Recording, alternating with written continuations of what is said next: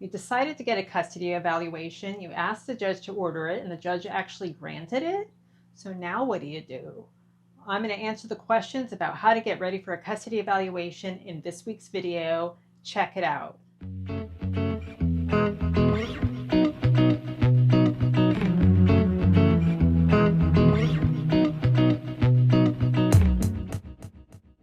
My name is Wendy Hernandez, and I'm a Phoenix family law attorney.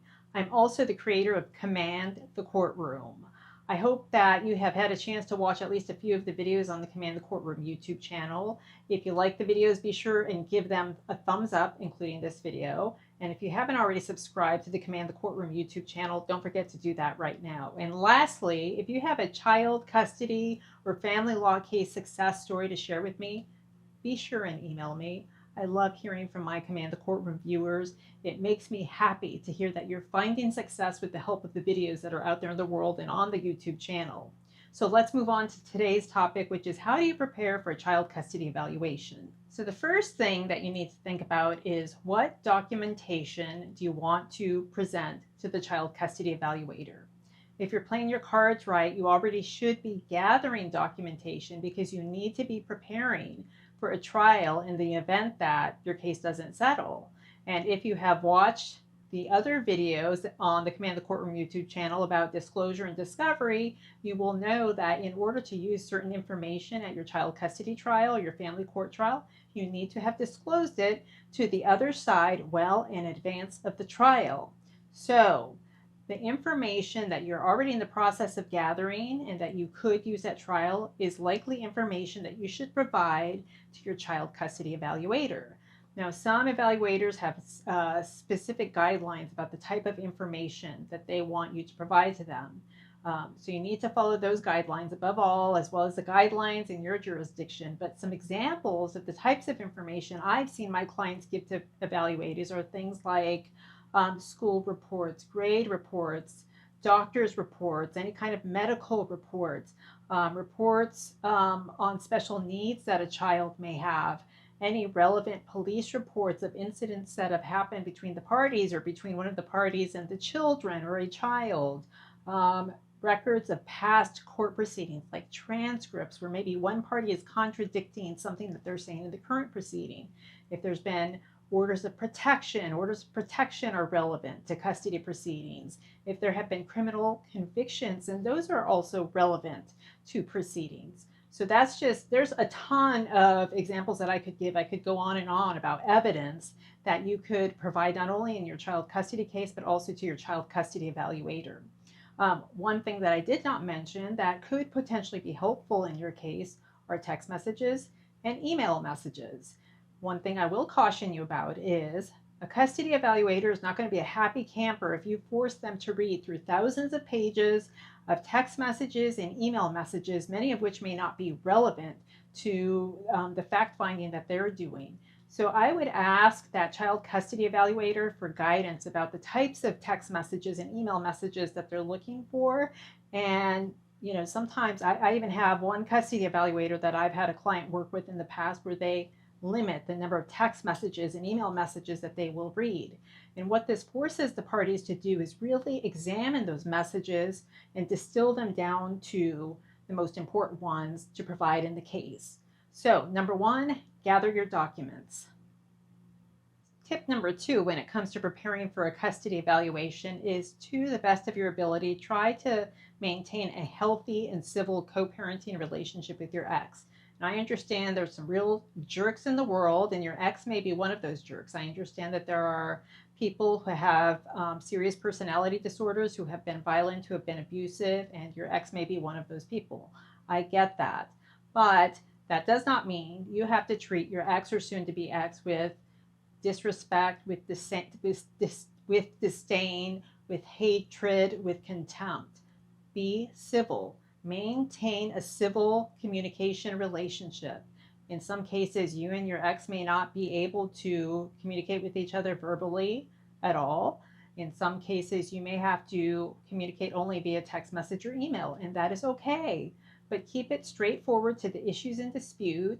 only address the issues in dispute, and those are issues related to your children because we're talking about a child custody case and a custody evaluation. And just keep them brief, keep them short. There's a formula out there, I think it's called the formula, BIFF, about communication in high conflict parenting relationships.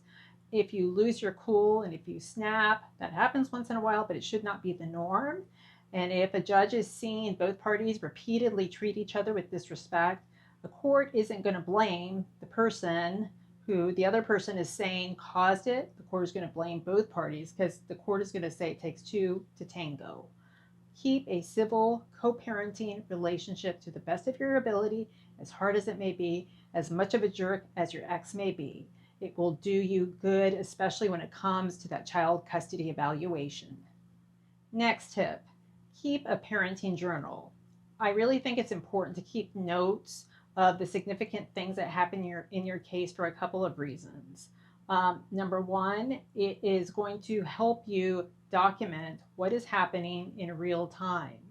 And when you document something that as it's happening in real time or after it's just happened, your testimony, should you have to provide it in the future, is going to be more credible. It's going to be more believable because you're going to be able to provide more specifics to your judge. You're going to be able to tell the judge when something happened, where it happened, exactly how it happened, who was present when it happened. And this makes you a credible witness. And if you haven't already watched the Command the Courtroom video on being a credible witness, don't forget to do that. I'll share the link with you. But so not only does keeping a journal help you improve your memory about what has happened and when things have happened, but it also can show a documented history, especially if there is a history of domestic violence in a case. And I have been really successful in getting a judge to say that there has been a significant history of domestic violence, even when the recent history doesn't include a lot of instances of domestic violence, but I can show the court that the domestic violence actually started in some cases 10 or 20 years ago. And the only reason we were able to show the court that was because there was documentation, and that made the evidence more believable to the court. So keep a journal because it's going to help you be more believable and credible and recall dates and times and all of those things, which are going to be important to a good custody evaluator. As you should know, your custody evaluator is going to make a couple of home visits during your custody evaluation. And so, keeping this in mind, you need to make sure that your home seems like a child-friendly, child-appropriate, child-safe place for children to be. If you have dangerous conditions which exist at your home, you need to fix them. If you have dangerous pets at your home, you need to make sure that either they're gone or that they are secured. If you're a person who has firearms, then you need to be sure that they are locked up and that they're safe and out of reach of children. So make sure that you can show your custody evaluator that your home is safe, that it's clean, that it's tidy, and that it's a good place for your children to be. Another thing on that note is the fact that your children should have a space of their own. And that doesn't necessarily mean that all the children need to have their own bedrooms or their own beds, but children should have a place to sleep, a space, even if it is a little corner in a living room. That is okay. They need to have their space. And many years ago, I had a case where I represented, I don't remember if it was the mother or father, but one of the parties had a really small home and there was a bunch of kids. And so the kids had to kind of stack up in a bedroom and in beds. And in that particular case, the other party was throwing a fit and they were saying, hey, each of the kids needs to have a bed and they should have a bedroom and they're crowded in this place. And the judge in that case happened to come from a very large family. He had something like 8 or 9 brothers and sisters. And what he told the other party, the party who was complaining, was that doesn't fly for me. Like, I shared my bed and my bedroom with brothers and sisters and we all turned out completely fine. What the judge told the other party is I'm looking to make sure that the children have a space of their own. So it's okay if you have a small little apartment or if you have a studio, just make sure that you make a little space for your child to sleep and call their own. But overall, keep it clean and keep it safe and keep it tidy and keep it age appropriate.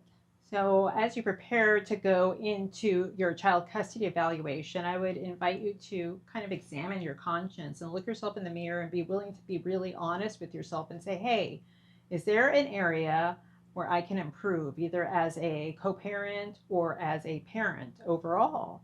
And I am guessing that there's probably at least one area where you could be better and where you could do better and where you could just improve. Because I don't know anybody in this world who can't be better than they are right now. And that includes myself. And I think I'm a pretty darn good parent. But am I perfect? No. Are there areas where I could improve? Yes. So as you go into that child custody evaluation, you know that you're going to be under the microscope. If there are ways that you can learn to communicate better with your children, or learn different ways, more effective ways to discipline your children, or learn ways to bond with them better, or learn ways to maybe control your impatience with them. Because let's face it, kids sometimes get on everybody's nerves, and sometimes you can just blow your top. How do you deal with it when you get to that point? There are classes all over the place. There's in-person classes, there are online classes, and the great thing about taking a class to improve your parenting skills is that you're going to get a certificate, so you can present that certificate to your custody evaluator and possibly eventually to your judge. And what you're doing by presenting that certificate is showing that, hey, I am trying to do better and I'm trying to be better. And this is the proof. I've taken the classes, I've put in the time. So ask yourself, how can I be better? And then get committed to it and take a course of action where you set out to improve your parenting skills if you feel like you need them. But I challenge you to find at least one area where you can be better. During your custody evaluation, at all times, be cooperative and respectful with your custody evaluator. And I know, because I have dealt with more than one custody evaluator during my time being a family law attorney, they're not all the same. Some are more warm and fuzzy than others. Some are feel pretty harsh. Some feel unapproachable. Some feel unreasonable. Regardless of the type of custody evaluator that gets assigned to your case, you have to treat them with respect and you have to cooperate with them. Because let's face it, that custody evaluator really is going to have a big role in the judge's ultimate decision in your case. And that's one thing I want to tell you, is that even if you get a custody evaluation that's not in your favor, it doesn't mean you can't overcome those recommendations. There are ways to overcome those recommendations, and that's another video for another day. But the last thing that you want to do is be rude and disrespectful to your custody evaluator, which will make its way into the report, which will make its way into the recommendation. It will impact that recommendation. And if you're rude and disrespectful to the custody evaluator, then that may be confirmation of what the other party is saying about you, that you're rude and disrespectful. That's the last thing you want to do. That doesn't mean you have to agree with everything your custody evaluator says. If you don't agree, or if you have questions, there's a way to pose those questions in a respectful and calm way to your evaluator. And if your evaluator doesn't budge or change their mind, then if you end up in court, then the way to do it is when they're sitting up there on the stand. But don't put yourself behind the 8 ball by getting them upset with you, because it will not benefit you in this custody evaluation that you're probably having to pay at least some money for, and that's going to affect your custody relationship with your children in the future. So this is another piece of advice that I often give people. Even if you cannot afford to pay a lot of money to an attorney to have them represent you, full representation, if you can scrape up the money to have a consultation, it's usually worth it. I know when clients come to me just for legal advice, I try to push them off in the right direction and give them legal advice that's based in law in the jurisdiction, and that also takes into consideration the facts of their case. So if you're not represented by an attorney, or if you are, and you're nervous about the custody evaluation process, consult with an attorney about it. Talk to that attorney, especially if you know who your custody evaluator is. Talk to the attorney about the types of things that the custody evaluator is going to do, that what you should expect, and how you should prepare, in addition to this video, by the way. And you need to understand the process. You need to understand how the evaluation process works, the different components of the process. And by the way, if you didn't see it, I have another video on the custody evaluation process. Check it out on YouTube, the YouTube Command the Courtroom channel, and I'm sharing the link above. But understand, consult with an attorney. It will be worth it because you will be prepared. You're investing so much money and energy and time into this process and into your future with the children. You need to know what to expect. Don't let yourself get caught off guard or feel like you're hit by a bus because you didn't know what was coming. Get yourself ready. So don't forget, if you like this video, please thumbs up. Also hit subscribe. Drop me a line if you have a question to ask, a success to share. I can't respond to all my emails, but I read every single one of them, and I love hearing from you. And until next time, you got to keep on trucking and get out there and command the courtroom. I'll see you next time.